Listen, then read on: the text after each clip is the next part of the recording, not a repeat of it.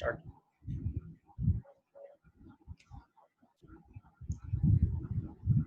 नमस्कार विद्यार्थी मित्रांनो,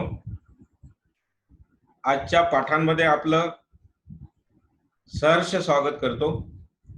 स्वागतम सुस्वागतम. आज आपण एका नवीन हिंदी सुभाषित यानुसार आपल्या पाठाची सुरुवात करूया. दोस्तों, सपने उन्हीं की साकार होती है, सपने उन्हीं के साकार होते हैं जिनके सपनों में जान होती है.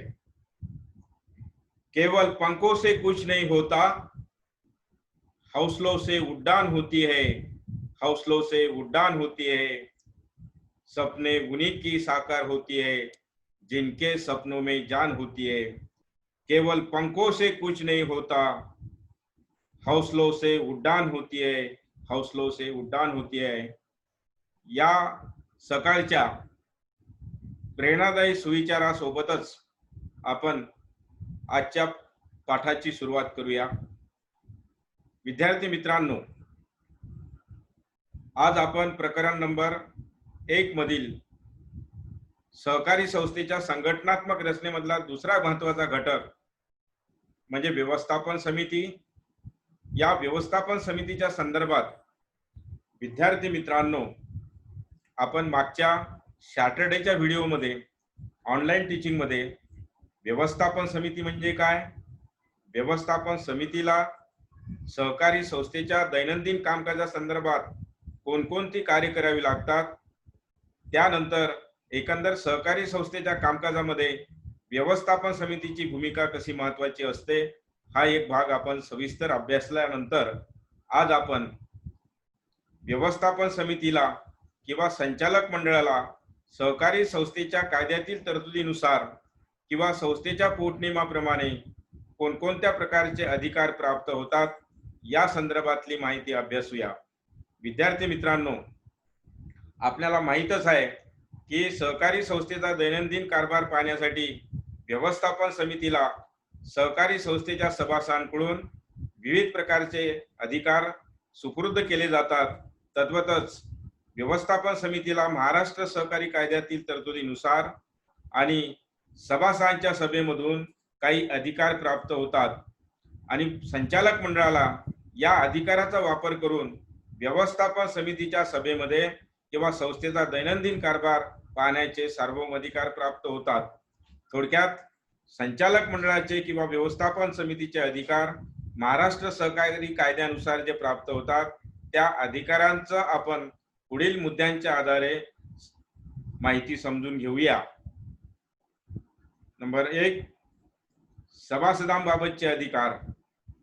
विद्यार्थी मित्रांनो, व्यवस्थापन समितीला किंवा संचालक मंडळाला सभासदांच्या वार्षिक किंवा विशेष साधारण सभा बोलण्याचं काम करावं लागतं. त्यासोबतच एखाद्या सहकारी संस्थेचा लोकशाही पद्धतीने कारभार चालवायचा असेल तर संचालक मंडळाला सभासदांच्या वार्षिक सभा व विशेष सर्वसाधारण सभांचं आयोजन करण्याचा अधिकार असतो.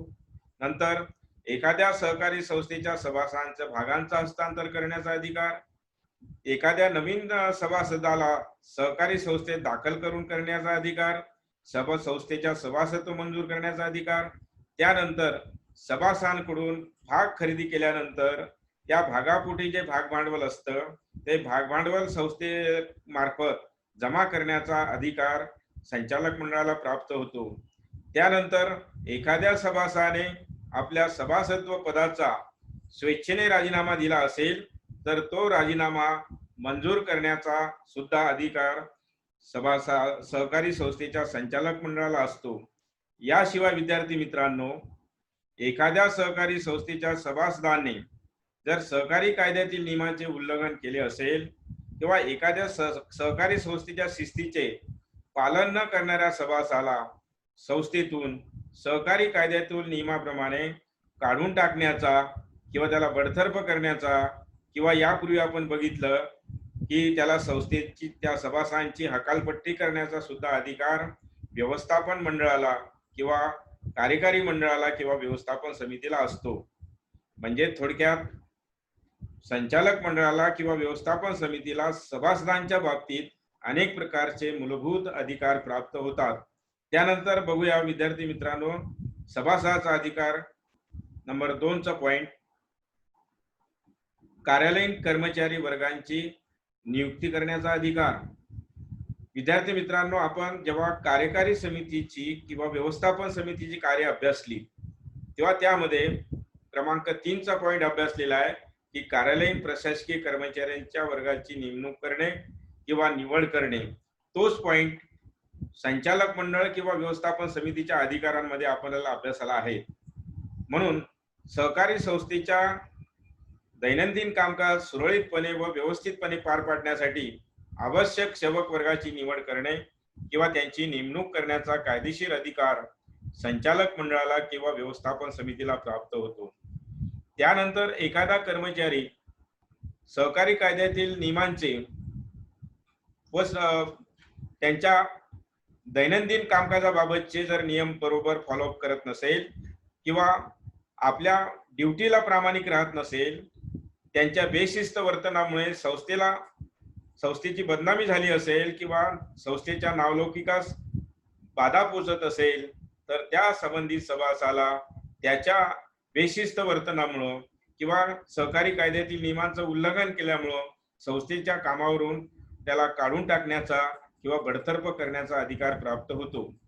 त्यानंतर विद्यार्थी मित्रांनो, कर्मचाऱ्यांची नेमणूक केल्यानंतर त्याची वेतन निश्चिती करण्याचा अधिकार, एखादं चांगलं काम संस्थेमध्ये प्रामाणिक आणि नियमबद्ध काम करणाऱ्या कर्मचाऱ्यांना प्रमोशन देणे किंवा बढती देण्याचा अधिकार असतो. त्यानंतर जे कर्मचारी नव्याने नियुक्त केले असेल नोकरीच्या संदर्भात, त्या सेवक वर्गांना प्रशासकीय कार्यालयीन अधिकाऱ्यांना त्याच्या ट्रेनिंगची व्यवस्था करणे किंवा त्यांना प्रशिक्षण व्यवस्था देणे. त्यानंतर संस्थेच्या कार्यालयामध्ये जे नवीन कर्मचारी नेमणूक केले असेल त्या कर्मचाऱ्यांना कामाचं वाटप करणे, वर्क डिस्ट्रीब्युशन, त्यानंतर त्यांच्या कामकाजावर देखरेख ठेवणे, त्यानंतर त्यांच्याकडून कामे करून घेणे, त्यांच्या अडीअडचणी जाणणे आणि त्यांना आवश्यक सेवा सुविधा देणे व त्यांच्या सेवा शर्ती ठरविणे म्हणजे सर्व्हिस कंडिशन इत्यादी प्रकारचे सुद्धा अधिकार कर्मचारी प्रशासकीय अधिकाऱ्यांच्या संदर्भात व्यवस्थापन समितीला किंवा संचालक मंडळाला असतात. म्हणजे थोडक्यात विद्यार्थी मित्रांनो, हा अधिकार संचालक मंडळाचा सुद्धा अत्यंत महत्वाचा आहे. त्यानंतर बघूया आपण सहकारी संस्थेच्या विविध कामासाठी आवश्यक निधी उभारण्याचा व योग्य त्या कारणासाठी हा निधी खर्च करण्याचा अधिकार. यामध्ये जेव्हा संस्थेमध्ये विविध प्रकारचे फंडिंग ठेवलेले असतात तेव्हा त्या फंडचा किंवा त्यालाच दुसऱ्या भाषेमध्ये म्हणतात की संस्थेच्या कामकाजासाठी जो आवश्यक निधी आहे त्या विविध निधी उभारण्याचा आणि योग्य त्या कारणासाठी हा निधी खर्च करण्याचा अधिकार संचालक मंडळाला सहकारी कायद्यानुसार प्राप्त होतो.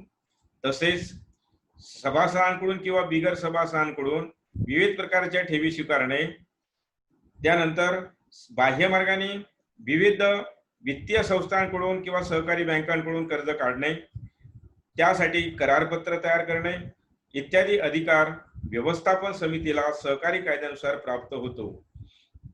त्यानंतर बघूया सहकारी संस्थेसाठी जमीन, इमारत, फर्निचर किंवा स्थिर मालमत्ता खरेदी करण्याचा अधिकार संचालक मंडळाला किंवा व्यवस्थापन समितीला प्राप्त होतो.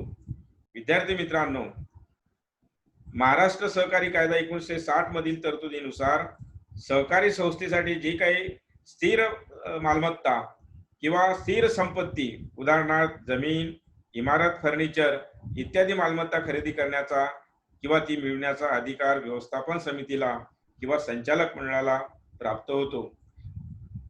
त्यानंतर 5 नंबरचा अधिकार आहे इतर अधिकार. विद्यार्थी मित्रांनो, आतापर्यंत संचालक मंडळाचे किंवा व्यवस्थापन समितीच्या अधिकाराच्या संदर्भातले 4 पॉइंट अभ्यासले आपण आणि नंतर हा शेवटचा पॉइंट व्यवस्थापन समितीच्या अधिकारामध्ये आपल्याला दिलेला आहे इतर अधिकार आहे हेडिंग खाली. यामध्ये वरील अधिकारांशिवाय संचालक मंडळाला किंवा व्यवस्थापन समितीला इतर अनेक प्रकारचे अधिकार प्राप्त होतात. बघूया आपण इतर अधिकारामध्ये कोणकोणते व्यवस्थापन समितीला अधिकार किंवा संचालक मंडळाला प्राप्त होतात ते. नंबर 1, सहकारी संस्थेची नोंद पुस्तके व हिशोब पुस्तके पाहण्याचा अधिकार संचालक मंडळाला असतो. त्यानंतर सहकारी संस्थेच्या कार्यालयामध्ये संस्थेचा दैनंदिन जमा खर्च किंवा हिशेब पुस्तपालन व लेखाकर्माच्या नियमाप्रमाणे किंवा बुक किपिंग व अकाउंटन्सीच्या नियमाप्रमाणे हिशेब ठेवण्यासाठी काही वैधानिक हिशोब पुस्तके सहकारी कायद्यानुसार ठेवावी लागतात. उदाहरणार्थ कॅशबुक, लेजर किंवा इतर अकाउंट बुक सुद्धा सहकारी संस्थेमध्ये हिशोब लिहिण्यासाठी ठेवायचा अधिकार सहकारी कायद्यानुसार संस्थेला प्राप्त होतो. त्यानंतर मासिक, त्रैमासिक व वार्षिक हिशोब पत्रके तयार करून घेणे. म्हणजेच वार्षिक हिशोब पत्रकांमध्ये विद्यार्थी मित्रांनो आपल्याला माहित आहे की व्यापारी पत्रक, ताळेबंद पत्रक किंवा स्थिती विवरण किंवा त्यालाच बॅलन्स शीट व थोडक्यात फायनल अकाउंट्स असं म्हणतात. म्हणजेच वाणिज्याच्या विद्यार्थ्याच्या दृष्टिकोनातून हा एक भाग अत्यंत महत्वाचा आहे. इतर अधिकारामध्ये आपण पाहतोय की मासिक म्हणजे मंथली आणि त्रैमासिक म्हणजे 3 महिन्यानंतरचे हिशोब सुद्धा सहकारी संस्थेला व वर्ष संपल्यानंतर संस्थेचे फायनल अकाउंट तयार करून घेण्याचा अधिकार व त्यास मान्यता देण्याचा अधिकार संचालक मंडळाला असतो. तसेच संस्थेच्या वतीने एखाद्या दोषी व्यक्तींवर न्यायालयात दावा किंवा खटला दाखल करण्याचा अधिकार प्राप्त होतो. त्यानंतर नंबर 5चा हा अधिकार आहे की संस्थेच्या दैनंदिन कामकाजासाठी आवश्यकता असल्यास विविध उपसमित्या नियुक्त करण्याचा अधिकार व्यवस्थापन समितीला प्राप्त होतो. म्हणजे अशा प्रकारे विद्यार्थी मित्रांनो इतर अधिकारांमध्ये आपण जे पॉइंट्स बघितलेले आहे ती या पद्धतीने आपण इतर अधिकारामध्ये लिहू शकता. म्हणजे सहकारी कायद्यानुसार संचालक मंडळाला किंवा व्यवस्थापन समितीला सहकारी संस्थेच्या दैनंदिन कामकाजाबाबत कोणकोणते मूलभूत अधिकार प्राप्त होतात किंवा हक्क प्राप्त होतात या संदर्भातली माहिती आपण नंबर 5 पॉइंट पर्यंत अभ्यासलेली आहे. हा प्रश्न विद्यार्थी मित्रांनो बोर्डामध्ये किमान टिपा लिहा किंवा लघुत्तरी प्रश्न म्हणून किमान 5 मार्कांचा विचारला जातो. तेव्हा या प्रश्नांची पूर्वतयारी करण्यासाठी आपल्याला हे जवळपास 5 पॉइंट तयार करावे लागतील. म्हणून अशा प्रकारे विद्यार्थी मित्रांनो आपण आज संचालक मंडळाचे अधिकार कोणकोणते होतात हे आपण अभ्यासल्यानंतर त्याचसोबत व्यवस्थापन समितीच्या जबाबदाऱ्या अभ्यासूया. महाराष्ट्र सहकारी कायदा 1960 व संस्थेच्या पोटनियमाप्रमाणे ज्याप्रमाणे संचालक मंडळाला किंवा व्यवस्थापन समितीला विविध प्रकारचे अधिकार प्राप्त होतात त्याचप्रमाणे विद्यार्थी मित्रांनो व्यवस्थापन समितीला किंवा संचालक मंडळाला सहकारी संस्थेच्या संदर्भातल्या विविध प्रकारच्या जबाबदाऱ्या पूर्ण कराव्या लागतात किंवा विविध कर्तव्यांचं पालन करावं लागतं. त्या व्यवस्थापन समितीच्या जबाबदाऱ्या पुढील प्रमाणे सांगता येतील किंवा पुढील मुद्द्यांच्या आधारे स्पष्ट करता येईल. व्यवस्थापन समितीच्या जबाबदाऱ्या मध्ये जवळपास 1 ते आपल्याला 12 पॉइंट्स दिलेले आहे आणि ते 12 पॉइंट सरळ टू द पॉइंट दिलेले असल्यामुळे या व्यवस्थापन समितीच्या जबाबदाऱ्या आपण समजून घेऊया की ज्या अत्यंत महत्वाच्या आहेत. विद्यार्थी मित्रांनो ज्याप्रमाणे संचालक मंडळाच्या आणि व्यवस्थापन समितीच्या आपण अधिकार अभ्यासले त्याचप्रमाणे व्यवस्थापन समितीच्या सहकारी संस्थेच्या संदर्भातल्या सभासदांच्या संदर्भातल्या संस्थेचा विकास करण्याच्या दृष्टिकोनातून कोणकोणत्या जबाबदाऱ्या असतात हा भाग सुद्धा अत्यंत महत्वाचा आहे. म्हणून व्यवस्थापन समितीच्या जबाबदाऱ्या पुढील मुद्द्यांच्या आधारे आपण स्पष्ट करूया. नंबर 1, व्यवस्थापन समिती सदस्य म्हणून निवड झाल्यानंतर किंवा दाखल झालेल्या दिनांकापासून 15 दिवसाच्या आत सहकारी कायद्यातील नियमानुसार व्यवस्थापन समिती सदस्यालाच म्हणजे संचालक मंडळाला विहित नमुन्यात समितीच्या सर्व सदस्यांनी एक हमीपत्र किंवा बंधनपत्र त्याला प्रतिज्ञापत्र भरून दिले पाहिजे. ही एक जबाबदारी आहे. विद्यार्थी मित्रांनो जेव्हा व्यवस्थापन समिती सदस्य म्हणून म्हणजे संचालक म्हणून निवड झाल्यानंतर सहकारी कायद्यातील नियमाप्रमाणे निवड झालेल्या दिनांकापासून 15 दिवसाच्या आत सहकारी कायद्यातील नियमाप्रमाणे एक हमीपत्र किंवा शपथपत्र, त्यालाच कमिटमेंट लेटर किंवा आपल्या या पाठ्यपुस्तकात दिल्याप्रमाणे बंधपत्र असे म्हणतात, ते शपथपत्र किंवा बंधनपत्र किंवा इंग्लिशमध्येच आपण कमिटमेंट लेटर किंवा हमीपत्र भरून दिले गेले पाहिजे, की ज्यामध्ये त्या संचालक मंडळाला मी पदावर असताना जे सहकारी कायद्यातील नियम आहेत, संस्थेचे पोट नियम आहे, त्याचं मी पालन करेल. नंबर 2, मी माझ्या पदाचा किंवा अधिकारांचा गैरउपयोग करणार नाही. मी संस्थेच्या नियमांचं पालन करेल. मी संस्था माझी, मी संस्थेचा ही बांधिलकी जपेल. अशा प्रकारच्या कंडिशन्स मला मान्य आहेत याबद्दलचं हमीपत्र किंवा त्यालाच कमिटमेंट लेटर किंवा शपथपत्र संस्थेमध्ये भरून देण्याची जबाबदारी एक सभासदांची असते. नंबर 2 ची जबाबदारी आहे विद्यार्थी मित्रांनो, व्यवस्थापन समिती सदस्यांनी संस्थेचा दैनंदिन कारभार निस्वार्थ व प्रामाणिकपणे कार्य केले पाहिजे. म्हणजे संस्थेमध्ये कार्य करताना सभासदांनी कोणत्याही प्रकारची लोभ न ठेवता संस्थेच्या विकासासाठी आपण काम केलं पाहिजे, आपली बांधिलकी स्वीकारली पाहिजे, हे आपलं कर्तव्य आहे, हे ही भावना ठेवून संस्थेमध्ये समितीच्या सदस्यांनी म्हणजे संचालक मंडळाने किंवा सभासदाच्या प्रतिनिधींनी निस्वार्थ व प्रामाणिकपणे कार्य करण्याची ही जबाबदारी पार पडावी लागते. नंबर 3, संस्थेच्या अधिमंडळाची वार्षिक सभा म्हणजे अधिमंडळाची म्हणजे विद्यार्थी मित्रांनो सभासदांची वार्षिक सभा किमान 30 सप्टेंबर पूर्वी आयोजित करणे व त्या सभेची तारीख निश्चित करणे ही एक जबाबदारी महत्वाची आहे. विद्यार्थी मित्रांनो, महाराष्ट्र सहकारी कायदा 1960 मधील तरतुदीनुसार संस्थेचे आर्थिक वर्ष संपल्यानंतर किमान 6 महिन्याच्या आत म्हणजे 31 मार्च नंतर 6 महिन्याच्या आत म्हणजेच त्याची ड्यू डेट किंवा लास्ट डेट येते 30 सप्टेंबर. तर ह्या 30 सप्टेंबर पूर्वी संचालक मंडळाने सर्व सभासदांची वार्षिक सभा किंवा त्याला दुसऱ्या नावाने अधिमंडळाची सभासदांची वार्षिक सभा आयोजित करण्याची जबाबदारी पार पाडावी लागते. त्यानंतर नंबर 4, व्यवस्थापन समितीने कोणत्याही संस्थेच्या कामकाजाचे निर्णय विचारपूर्वक आणि सभागृहामध्ये सर्व सभासदांशी संचालक मंडळाशी पुरेशी चर्चा करून घेतले पाहिजेत, म्हणजे जेणेकरून सर्व समितीच्या सदस्यांना व सभासदांना विश्वासात घेऊन त्यांच्याशी विचारविनिमय व चर्चा करून कोणते निर्णय घेतले गेले तर त्या संदर्भात हा सकारात्मक प्रतिसाद संचालक मंडळाला किंवा व्यवस्थापन समितीला प्राप्त होतो. म्हणून कोणतेही संस्थेच्या कामकाजाचे निर्णय घेताना आणि महत्वाचे निर्णय घेताना ते विचारपूर्वक घेतले गेले पाहिजेत व सर्वांसोबत चर्चा करून शक्यतो घेतल्या गेलेत तर ते अधिक सकारात्मक आणि कन्फर्म निर्णय होऊ शकतात.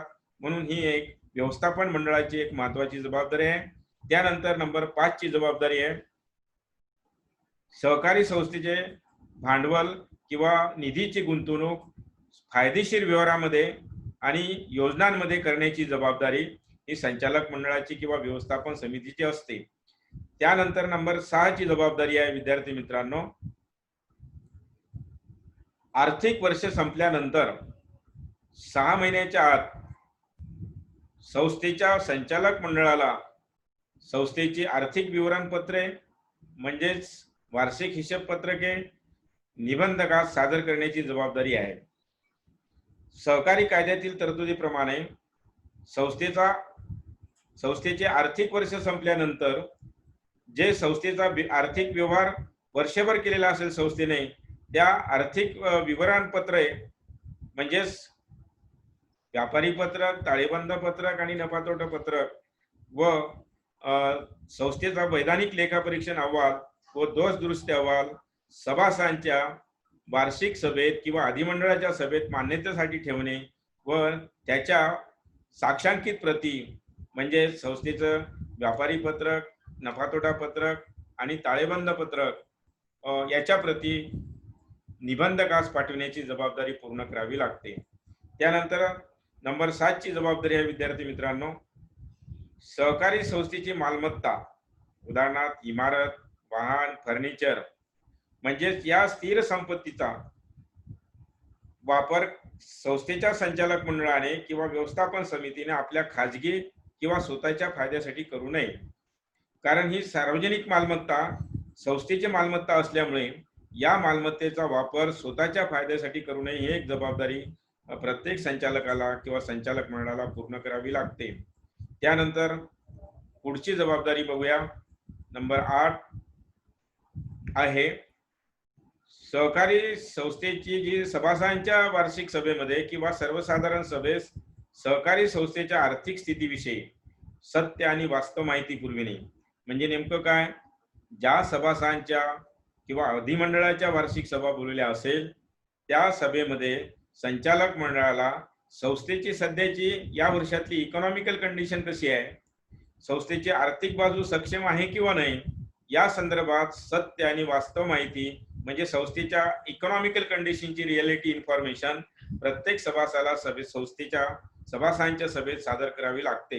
ही एक जबाबदारी बघितल्यानंतर नंबर 9 ही जबाबदारी आहे विद्यार्थी मित्रांनो, राज्य सहकारी निवडणूक प्राधिकरणाला म्हणजेच राज्य सहकारी निवडणूक आयोगाला संचालक मंडळाची मुदत संपण्याच्या किमान 6 महिने आधी आपला कार्यकाळ संपण्याबाबत कळविण्याची जबाबदारी पूर्ण करावी लागते. म्हणजेच काय की ज्या सहकारी संस्थेच्या संचालक मंडळाचा किंवा व्यवस्थापन समितीचा कार्यकाळ संपत असेल तर त्या कार्यकाळ संपण्याबाबत किमान, उदाहरणार्थ सहकारी संस्थेच्या संचालक मंडळाचा किंवा कार्यकारी समितीचा कार्यकाळ आपण बघितला किमान 5 वर्षे इतका असतो, तर त्या आधीच 5 वर्ष म्हणजे संस्थेचा कार्यकाळ संपण्याच्या किमान 6 महिने आधी आपला कार्यकाळ संपण्याबाबत राज्य सहकारी निवडणूक आयोगाला कळवण्याची जबाबदारी ही संचालक मंडळाची असते. त्यानंतर संचालक मंडळाची किंवा व्यवस्थापन समितीची शेवटची जबाबदारी आहे विद्यार्थी मित्रांनो, समितीमध्ये व्यवस्थापन समितीमध्ये किंवा तिच्या पदाधिकाऱ्यांमध्ये जर कोणताही बदल झाला असेल किंवा एखादा संचालक निवृत्त झाला किंवा काही कारणांमुळे एखाद्या संचालकाचं निधन झालं आणि ज्यामुळे एखादं पद संचालक मंडळाचं संस्थेमधलं एखादं पद रिक्त आहे तर त्या पदाबाबत म्हणजेच जे नव्याने रिक्त झालेल्या पदाबाबत असे पद रिक्त झाल्यापासून किमान 15 दिवसाच्या आत ते पद भरण्यासंदर्भात राज्य सहकारी निवडणूक आयोगाला प्राधिकरणाला कळविण्याची जबाबदारी व्यवस्थापन समितीची किंवा संचालक मंडळाची असते. म्हणजेच नेमकं काय, या जबाबदारीच्या संदर्भात विद्यार्थी मित्रांनो, जर संस्थेचं संचालक मंडळ जे निवडलेलं आहे त्या निवडलेल्या संचालक मंडळामधून एखाद्या संचालकाने स्वतःहून स्वेच्छेने राजीनामा दिला किंवा एखाद्या संचालकाचं काही कारणांमुळे निधन झालं किंवा एखाद्या संचालक संस्था सोडून बाहेर पडत असेल तर अशा रिक्त झालेल्या पदांबाबत हे पद रिक्त झाल्यापासून किमान 15 दिवसाच्या आत राज्य सहकारी निवडणूक प्राधिकरणाला किंवा त्या आयोगाला कळविण्याची जबाबदारी पूर्ण करावी लागते. म्हणजे थोडक्यात अशा प्रकारे विद्यार्थी मित्रांनो, व्यवस्थापन समितीला सहकारी संस्थेचा दैनंदिन कारभार बघताना कोणकोणत्या जबाबदाऱ्या पूर्ण कराव्या लागतात किंवा कोणकोणती कर्तव्ये पार पाडावी लागतात या संदर्भातली आपण ही माहिती अभ्यासलेली आहे. म्हणजे थोडक्यात आपण आजच्या या व्हिडिओमध्ये ऑनलाईन टीचिंगमध्ये जे माहिती ज्या सभासदांच्या जबाबदाऱ्या अभ्यासत आहोत त्यामध्ये अजून 2 जबाबदाऱ्या बाकी आहे. नंबर 11, सहकारी संस्था करीत असलेल्या व्यवसायात स्पर्धा होईल असा व्यवसाय व्यवस्थापन समिती सदस्याने करू नये. सांगायचं तात्पर्य थोडक्यात की एखाद्या सहकारी संस्थेचा जो व्यवसाय आहे तो व्यवसाय त्याला स्पर्धा होईल असा व्यवसाय संचालक मंडळाने करू नये, हे एक जबाबदारीचं पालन करावं लागतं. त्यानंतर शेवटची 12 नंबरची जबाबदारी आहे सहकारी संस्थेच्या नावे वाजवी किमतीत मालमत्ता खरेदी करणे. म्हणजेच काय की सहकारी संस्थेला जी काही मालमत्ता खरेदी करायची असेल ते अवाजवी किमतीत खरेदी करू नये. बचत आणि काटकसर या तत्वाला प्राधान्य देऊन संचालक मंडळाने सहकारी संस्थेच्या नावाने जी संपत्ती करायची किंवा मालमत्ता खरेदी करायची असेल ते वाजवी किमतीत किंवा बचत व काटकसरीचं तत्व पाळून करावी, हे एक जबाबदारी आहे. आणि अशा प्रकारे आपण संचालक मंडळाच्या किंवा व्यवस्थापन समितीच्या ज्या जबाबदाऱ्या एकूण 12 पॉईंट अभ्यासले विद्यार्थी मित्रांनो. आणि हा एक महत्वाचा प्रश्न या ठिकाणी आपण अभ्यासलेला आहे. आजच्या या व्हिडिओमध्ये ऑनलाईन टीचिंग मध्ये सहकारी संस्थेच्या संचालक मंडळाचे कोणकोणते अधिकार प्राप्त होतात आणि संचालक मंडळाला कोणकोणत्या जबाबदाऱ्या पूर्ण कराव्या लागतात किंवा व्यवस्थापन समितीचे कोणकोणती कर्तव्य पूर्ण करावे लागतात या संदर्भातला आपण हा आढावा घेतलेला आहे. हा एक अत्यंत महत्वाचा प्रश्न आहे विद्यार्थी मित्रांनो. तो प्रश्न म्हणजे सहकारी संस्थेच्या व्यवस्थापन समितीचे अधिकार आणि जबाबदाऱ्या कोणत्या, हा एक प्रश्न सामूहिक म्हणजे अधिकारासोबतच जबाबदाऱ्या म्हणजे हा 8 मार्काचा दीर्घोत्तरी प्रश्न आपल्याला बोर्डाच्या दृष्टिकोनातून अत्यंत महत्वाचा आहे. त्याची आपण चांगल्या पद्धतीने पूर्वतयारी कराल. आणि याबरोबरच आपण आजच्या या समारोपाला आपण निवेदन करूया की आपण या संदर्भात जी माहिती अभ्यासलेली असेल ती पूर्ण करून त्या संदर्भातला पुढची ऑनलाईन टीचिंग आपण सादर करूया. याबरोबरच मी आपल्या सर्वांचं एकदा सहर्ष आभार मानून या ठिकाणी आजचं हे निवेदन पूर्ण करतो आणि धन्यवाद. पुढे सॅटर्डेला बघूया आपण व्यवस्थापन समितीचे किंवा सहकारी संस्थेचे विविध पदाधिकारी कोणते, सहकारी संस्थेच्या संघटनात्मक रचनेमधला हा पदाधिकारी हा घटक महत्वाचा असतो. हा एक भाग घेऊन आपण पुढच्या सॅटर्डेला बघूया आपण सहकारी संस्थेच्या पदाधिकारी या युनिट खाली आपण माहिती अभ्यासू. तोपर्यंत आपणास धन्यवाद.